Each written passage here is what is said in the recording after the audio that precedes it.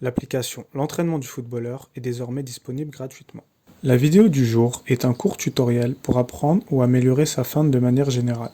Pour la première étape, on travaillera sur une feinte de passe sans toucher le ballon. Ce petit exercice sera essentiel au début pour développer une bonne coordination et un bon contrôle de son pied.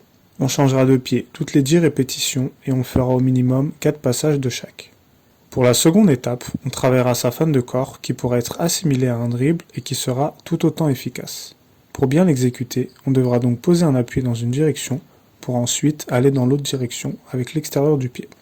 La pose de l'appui devra être assez fluide et engagée afin que le joueur adverse soit trompé. On pourra ensuite changer de direction avec le pied opposé.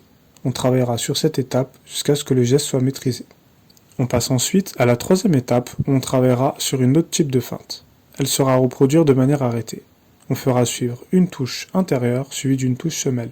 On l'exécutera 10 fois d'un pied, puis 10 fois de l'autre, et ainsi de suite. Ce geste pourra être reproductible en match, mais seulement en 1 contre 1 et de manière arrêtée. Cependant, il sera grandement utile pour améliorer la maîtrise de balle et la technique de dribble.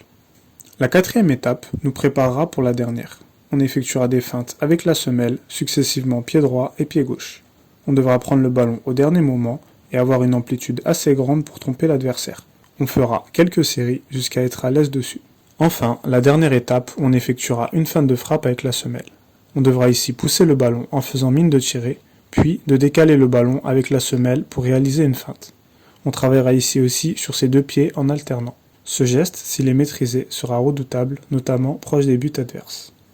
C'est la fin de cette vidéo, je t'invite à liker, commenter et partager si tu as apprécié. Abonne-toi et active les notifications pour ne rien rater des suivantes. D'ici là, je te dis à très vite pour d'autres contenus sur l'entraînement.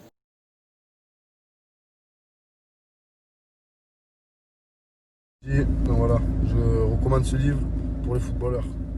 Karim Tarwat, un ancien frère.